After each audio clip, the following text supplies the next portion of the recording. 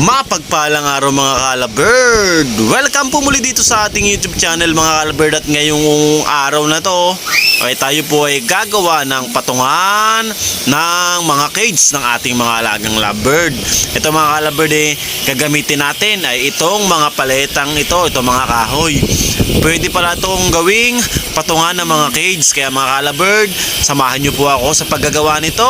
Pero bago nyo ako samahan mga kalabird, syempre wag naman nyo pong kalimutang mag-subscribe. At syempre yung pong ating notification bell ay wag po naman ninyong kalimutang kalimbangin para kung may bago po tayong video ay lagi po kayong updated. At yan po mga kalabird, dito po tayo gumagawa ng patungan ng ating cage sa kalsada. Nasa gitna po tayo ng kalsada, nasa main road po tayo. Dito po tayo gumagawa kasi maluwag po dito at yung pong kapitbahay natin doon sa kabila ay panggabi, kaya nakakadisturbo po tayo sa ingay po ng ating pamutol na yan. So yan mga kalabird, maganda pala itong pangkat ng kahoy, itong grinder na to, kaya magandang gamitin pamputol ng paleta. At syempre ito, ang kasama ko sa paggawa po ng cage ay walang iba kundi ang aking tatay. Yan po ang aking kasama sa paggawa nitong cage na to.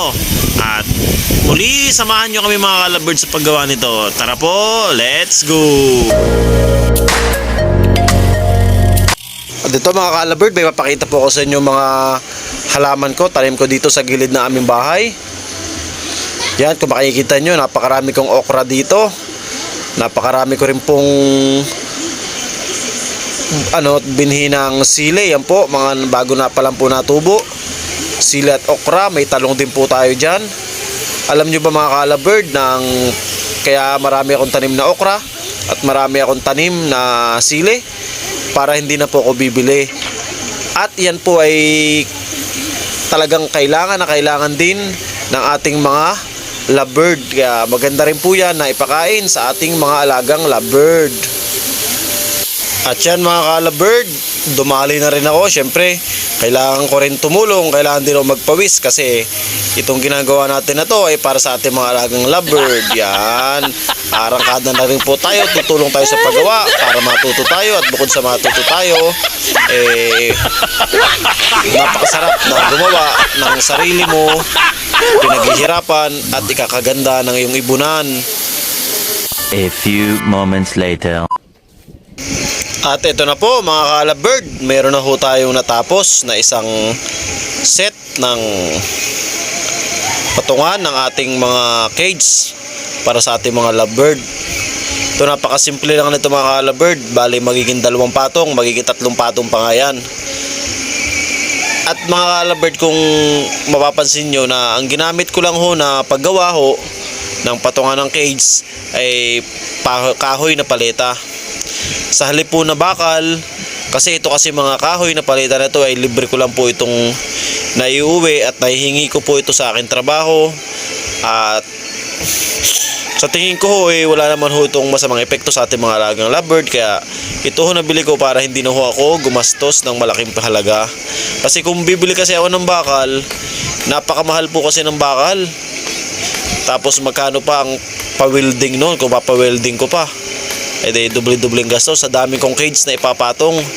Kaya naisipan ko na manghingi na lang ng paleta na kahoy sa aking mga kasamahan sa aking trabaho para makagawa ko nito at mas makatipid na maganda rin naman, magandang tingnan at matibay. At yun, papasalamatan ko na rin po pala ang aking trabaho at syempre ang ating pong kumpare na si Sir Leo Muñoz. At syempre po sa isa ko rin pong kaibigan sa trabaho, si Mr. Marlon Aragon, sa pagbibigay nila ng paleta at pagtulong sa akin na magpa-gate pass ng paleta. Maraming salamat sa inyong dalawa. At dahil sa inyong dalawa nagkaroon na ako ng paletang patungan ng mga cage ng aking mga alagang lovebird. Thank you po muli sa inyong dalawa. Maraming salamat sa inyong dalawa.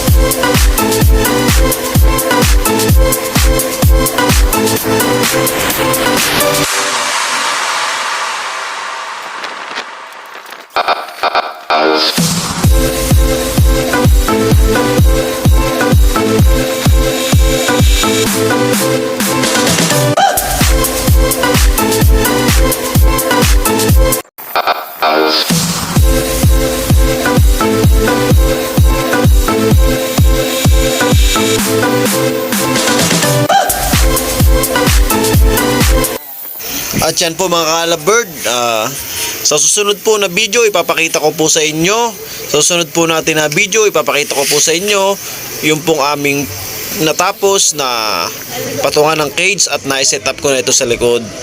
So yun mga ka-Alabird, maraming salamat po muli sa pagsama nyo sa akin ngayong araw na to.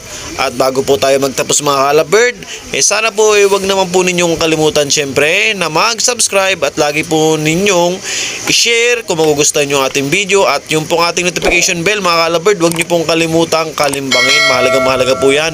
At ako po yung nagpapasalamat na rin po pala sa inyong lahat sa walang sawa nyo pong pagsuporta sa ating YouTube channel. Maraming salamat po sa inyong lahat mga ka-Alabird. Ingat po tayo palagi lahat. God bless po mga ka-Alabird.